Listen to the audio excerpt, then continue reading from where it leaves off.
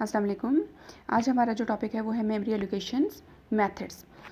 The program code has to be transferred from secondary storage to main memory in order to execute a process. This activity is called process loading.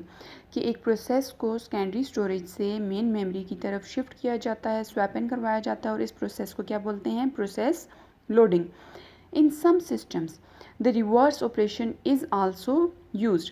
कुछ task में क्या होता है, कुछ जो systems होते हैं वहाँ पे रिवर्स ऑपरेशन मींस कि जो सेकेंडरी स्टोरेज में जो मेन मेमोरी में पड़ा हुआ डेटा होता है जो करंटली एग्जीक्यूट नहीं होना, उसको सेकेंडरी स्टोरेज की तरफ मूव करवा दिया जाता है। That is reverse operation. This operation transfers a process from memory to secondary storage. This is done to accommodate and execute another process. The overall effect is a swap of two processes. This activity is called swapping. So यानी processes को load किया जाता है secondary से main memory की तरफ and then उनको main memory से लोड किया जाता है सेकेंडरी की तरफ। तो ओवरऑल जो ये प्रोसीजर होता है that is known as swapping. Now the three main memory allocation schemes are as follow: single process allocation scheme, fixed partition allocation scheme, and third one is variable partition allocation scheme. In general, the main memory is usually partitioned into two main parts. One is reserved for the operating system and other to hold one or more processes. कि जो generally जो हमारे पास जो partitions होती हैं वो two types की होती हैं। एक पोर्शन अलॉट कर दिया जाता है ऑपरेटिंग सिस्टम को and the second one is for processes. There may be one और more processes. Single process allocation scheme, first one, या single absolute partition. Memory management is simple in a computer that only runs one process at a time. कि memory management जो होती है वो बहुत आसान हो जाती है एक कंप्यूटर के लिए जब वो सिंगल प्रोसेस पे काम कर रहा होता है। The process to be executed is loaded into the free space area of memory. In general, the remaining part of memory space will not be used. अब जो डायग्राम आपको नज़र आ रही है इसमें टू पोर्शंस बने हुए हैं मेमोरी के। एक जो नीचे है वो ऑपरेटिंग सिस्टम का पोर्शन है, देन ऊपर जो है वो अभी करंटली सिंगल प्रोसेस जो है वो यूज़र एरिया में लोड हुआ और ऊपर कुछ जो है डॉटेड एरिया शो हो रहा है that is unused space in main memory. In this scheme, only one process is in memory at any time. Such an arrangement is clearly limited in capability and is found primary in simple systems such as computer games. Early MS-DOS system also operated in this way. अब ये जो normally जो computer games होती हैं उस type के concept होते हैं तो वहाँ पे ये single process allocation scheme use होती है और MS-DOS वगैरह में जो था वहाँ पे ये यूज़ होती थी। लेकिन अगर इसको देखा जाए ना तो ये एक यानी ऑप्टिमाइजेशन यहाँ पे नहीं हो रही, ना यहाँ पे CPU मैक्सिमम ऑप्टिमाइज़ हो रहा है और ना यहाँ पे मेमोरी को जो है वो वाइजली जो है यूज़ किया जा रहा है। तो अब इसका सेकंड मेथड देख लेते हैं। सेकंड मेथड में क्या है कि multiple fixed partition allocation scheme. This scheme divides the memory into number of separate fixed areas. Each memory area could hold one process. अब यहाँ पे जो डायग्राम नज़र आ रही है इसमें बिल्कुल लास्ट पे तो ऑपरेटिंग सिस्टम का पोर्शन हो गया। देन उसके बाद अगर आप ये बाहर वाली वैल्यूज़ देखें तो यहाँ पे पार्टीशन 1 है 200 KB की, पार्टीशन 2 है 300 KB की, पार्टीशन 4 है 400 KB की। अब जो इसमें प्रोसेसेस आ रहे हैं उनके हिसाब से देख लेते हैं। फर्स्ट वन जो पार्टीशन 200 KB की है उसमें जो पहला प्रोसेस ए आता है वो 150 KB जो है वो उसको रिज़र्व कर लेता है और यहाँ पे 50 का एक होल या एक स्पेस जो है यहाँ पे निकल आती है 50 KB की। 200 में से 150 यूटिलाइज़ कर लिया प्रोसेस ए ने तो यहाँ पे 50 की स्पेस आ गई। सेकंड पार्टीशन 2 जो कि 300 KB की है, यहाँ पे प्रोसेस बी आता है और वो 200 KB रिज़र्व कर लेता है और यहाँ पे 100 KB जो है वो स्पेस जनरेट हो गई। थर्ड वन इज़ पार्टीशन 3, यहाँ पे 400 KB की टोटल जो फिक्स्ड पार्टीशन है और उसमें जो प्रोसेस ने रिज़ाइड किया वो है प्रोसेस सी 300 KB का। तो यहाँ पे भी 100 KB का ऊपर होल बन गया। तो ये हमारे पास फिक्स पार्टीशन मेथड है। अनयूज्ड जो स्पेस है वो यहाँ पे डॉटेड एरिया से शो हो रही है। फर्स्ट पार्टीशन में 50 KB, सेकंड में 100 KB और थर्ड में 100 KB जो है वो अनयूज्ड स्पेस है। Now next one is in the above example the memory consists of three areas of size 200K, 300K and 400K respectively.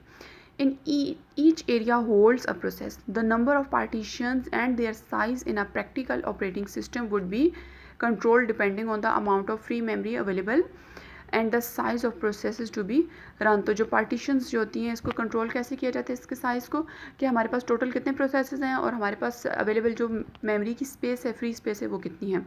For example, one partition should be larger enough to hold the largest process to be run.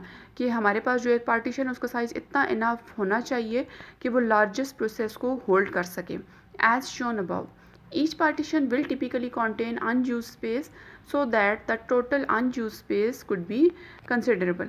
अब जो हर जो process आएगा वो अपने size के हिसाब से जो है वो पार्टीशन को चूज़ कर लेगा और वहाँ पे जो है वो रिजाइड कर लेगा और कुछ स्पेस वहाँ पे अनयूज्ड वो छोड़ देगा. The occurrence of wasted space in this way is called internal fragmentation. अब वो जो unused spaces थी दरमियान में या जो वो holes create हो गए उनको बोलते हैं internal fragmentation. Why this is called internal fragmentation? क्योंकि वो जो fixed size area है उसके अंदर वो जो है hole create हो रहा था, इसलिए इसको बोलते हैं internal fragmentation. It is called internal because it occurs within the space allocated to the process in question. Typically, the partition would be set up with a range of partition sizes so that a mixture of large and small processes can be accommodated. यानी जब partitions का arrangement किया जाए, जब उनको range allot की जाए fix size में, तो वो ऐसी होनी चाहिए कि उसमें कुछ बड़े प्रोसेसेस भी अकोमोडेट हो सकें और कुछ छोटे भी हो सकें. ये नहीं कि सारे आप जो साइजेस हैं वो बड़े वाले जनरेट कर दें, तो कुछ स्मॉल होने चाहिए और कुछ लार्ज होने चाहिए. This scheme was one of the first scheme to be employed in multi programming system. आप जब मल्टीपल प्रोग्राम्स को एग्जीक्यूट करना है तो वहाँ पे जो ये स्कीम है वो यूज़ की गई. एडवांटेज इसका क्या है? It is relatively simple to implement. आसान है इसको इम्प्लीमेंट करना. प्रोसेसेस आएंगे वो अपने साइज़ के हिसाब से एडजस्ट हो जाएंगे. It facilitate memory protection mechanism due to its fixed partition. अब ये फैसिलिटेट करता है मेमोरी को प्रोटेक्शन मैकेनिज्म को, यानी इसमें मेमोरी जो होती है वो प्रोटेक्ट होती है इसकी फिक्स साइज़ पार्टीशन की वजह से. डिसएडवांटेज क्या है कि the fix partition size can prevent a process from being run due to the unavailability of a partition of sufficient size. अब इसमें दरम्यान में बहुत सारे होल्स बनते जा रहे हैं. अब अगर उन होल्स को कंबाइन करके हम एक प्रोसेस को लोड करना चाहें तो वो चीज़ जो है वो एक ऐसे प्रोसेस को लोड किया जा सकता है जिसको होल्स के यानी पार्ट्स की फॉर्म में वो नहीं आ सकता था, लेकिन जब उसको उन पार्ट्स को हम कंबाइन कर दें तो वहाँ पे वो एक बड़ा प्रोसेस लोड हो सकता था. लेकिन जब पार्ट्स बन जाते हैं तो फिर सफिशिएंट साइज नहीं होता अवेलेबल न्यू प्रोसेसेस के लिए, तो ये एक इसमें प्रॉब्लम है. Internal fragmentation waste space that collectively could accommodate another process. तो इंटरनल फ्रेगमेंटेशन में वो स्पेस जो है वो वेस्ट हो जाती है जो कि कंबाइन करके कलेक्टिवली जो है एक बड़े प्रोसेस को लोड कर सकती थी. अब थर्ड वन इसकी जो टाइप आती है that is multiple variable partition allocation scheme. Multiple variable allocation scheme में क्या होता है कि the obvious solution for the problems of fix partition scheme is to allow the partitions to be variable in size at load time. What it means load time? जब जैसे जैसे processes को load किया जाएगा ना, जितना उनका साइज़ होगा उतनी ही वो जो है वो उनको स्पेस अलॉट कर दी जाएगी और जो होल्स हैं वो क्रिएट यहाँ पे नहीं होंगे. होल्स ऊपर एक्स्ट्रा एरिया में होंगे और वो होल्स जो हैं वो इकट्ठे होते जाएंगे. जो हमारे पास इंटरनल फ्रेगमेंटेशन थी उसमें दरमियान में स्पेसेस बनती जा रही थी, इसमें एक ही जगह पे ऊपर जाके स्पेसेस बन जाएंगे. लाइक इसकी एग्जांपल है जिसमें हमारे पास ऑपरेटिंग सिस्टम का पोर्शन है, देन प्रोसेस ए आया, उसका जितना साइज़ था उतने हिसाब से उसने एरिया रिजर्व कर लिया. प्रोसेस बी आता है, उसने अपने साइज़ के हिसाब से एरिया रिजर्व कर लिया. प्रोसेस सी आता है, उसने अपने साइज़ के हिसाब से डेटा जितना उसको रिक्वायर्ड थी उसने मेमोरी में स्पेस ले ली. अब जो ऊपर स्पेस है, अवेलेबल स्पेस है, वो एक ही जगह पे एक ही होल इसमें बनेगा. Now it allocates the exact amount of memory to the process as required. Processes are loaded into consecutive areas until the memory is filled and the remaining space is too small to accommodate another process. तब तक इसमें processes new आते रहेंगे जब तक जो है space इतनी होगी कि वो accommodate कर सके another process को. जब स्पेस हमारे पास ऊपर कम रह जाएगी फ्री स्पेस, तो फिर जो है न्यू processes आना यहाँ पे बंद हो जाएंगे. If a new process D is loaded, then it is allocated adjacent to process C if available space is sufficient. अब अगर हमारे पास प्रोसेस ए बी सी के बाद एक प्रोसेस डी आता है और उसको जितनी स्पेस रिक्वायर्ड है वो अवेलेबल स्पेस में अकोमोडेट हो सकता है तो वो आ जाएगा, अदरवाइज वो वेट करेगा। When a process terminates, the space it occupies is freed and become available for the loading of a new process. अब लाइक प्रोसेस बी जो है यहाँ से निकल जाता है, उसका टास्क कंप्लीट हो गया, तो फिर उस सूरत में जो वो स्पेस फ्री करेगा, मे बी वहाँ पे न्यू प्रोसेस हम लोड कर सकें। However this reveals a problem in the nature of the technique as processes terminate and space is freed the free space appears as a series of holes between the active memory areas. अगर यहाँ से process B निकलता है तो जो B का whole है वो उसकी लोकेशन पे बन जाएगा।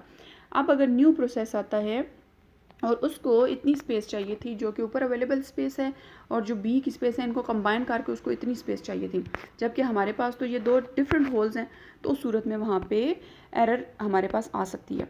लाइक नेक्स्ट एग्जांपल में हमारे पास प्रोसेस डी आया तो वो ऊपर जो भी उसको स्पेस थी वहाँ पे वो आ गया। अब कुछ टाइम बाद यहाँ से प्रोसेस बी जो है वो कंप्लीट हो जाता है।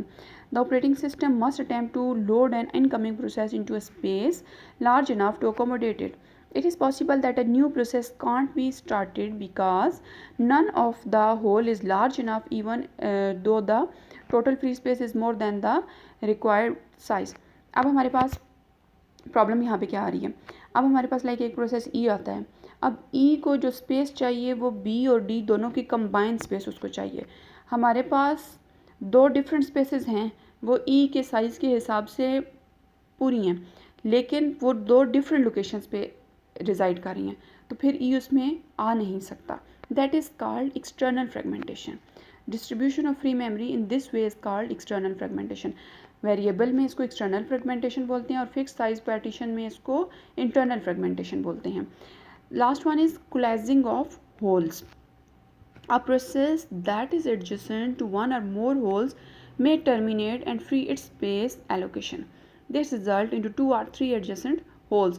The holes can be viewed and utilized as a single hole. The effect is called coalescing holes. अब जो प्रीवियस एग्जांपल हमारी चल रही थी उसमें हमारे पास प्रोसेस सी दरमियान में था और उसके साइड पे दो होल्स थे, तो होल्स के एडजेसेंट जो हमारे पास प्रोसेस है, जो होल्स के साथ जुड़ा हुआ प्रोसेस है, अगर वो टर्मिनेट हो जाता है तो वो सारे होल्स जो हैं वो एक कंबाइंड सिंगल होल के तौर पर वहाँ पे ट्रीट होंगे, तो उस सूरत में वो एक बड़ा जो है हमारे पास होल जनरेट हो जाएगा। Any memory management scheme will cause some operating overhead in variable partition scheme. The system must keep track of the position and size of each hole. अब जब वेरिएबल में आप बात करते हो तो वहाँ पे फिर ऑपरेटिंग सिस्टम को किस चीज़ को देखना पड़ेगा, उसको पोजीशन को और साइज़ को, होल किस पोजीशन पे एग्जिस्ट कर रहे हैं और उसका साइज़ कितना है, इस चीज़ को देखना पड़ेगा। It should consider the effect of coalescing. अब उसमें कोलाइजिंग का इसको अफेक्ट भी देखना पड़ेगा। अगर मैं ये प्रोसेस यहाँ से ख़त्म करता हूँ तो क्या मेरे पास कितना होल जनरेट होगा। A common method is to use a link list. अब यहाँ पे क्या मेथड फिर यूज़ करना चाहिए, दैट इज़ लिंक लिस्ट। अब लिंक लिस्ट होती क्या है, a link list contains pointers to the start of each hole and the hole size. अब इसमें पॉइंटर्स लगे होते हैं हर होल के स्टार्ट पे कि ये होल कहाँ से स्टार्ट हो रहा है, कहाँ जाके एंड हो रहा है, होल कहाँ से स्टार्ट हो रहा है और उसका साइज़ कितना है, तो यानी स्टार्टिंग और एंडिंग उसमें आ जाएगी, तो स्टार्टिंग और एंडिंग से अंदाज़ा हो जाएगा कि उस होल का साइज़ कितना है। सो इस डायग्राम में हमारे पास अगेन वही ऑपरेटिंग सिस्टम का पोर्शन है, प्रोसेस ए है, बी है, सी है, डी है। बी और सी इसमें से गायब हो गए तो हमारे पास प्रोसेस सी है। सी कुछ टाइम बाद अगर यहाँ से निकलता है तो हमारे पास ये कंप्लीट एक होल जनरेट हो जाएगा। अब जो लिंक लिस्ट यहाँ पे शो हो रही है, लिंक लिस्ट में क्या लगा हुआ है, स्टार्टिंग एड्रेस लगा हुआ है और साइज़ लगा हुआ है होल का। सो यहाँ पे जो है कोलाइजिंग ऑफ होल्स का टॉपिक आई होप सो कि क्लियर हो गया है और लेक्चर जो है वो यहाँ पे आज का एंड होता है। अल्लाह हाफिज़।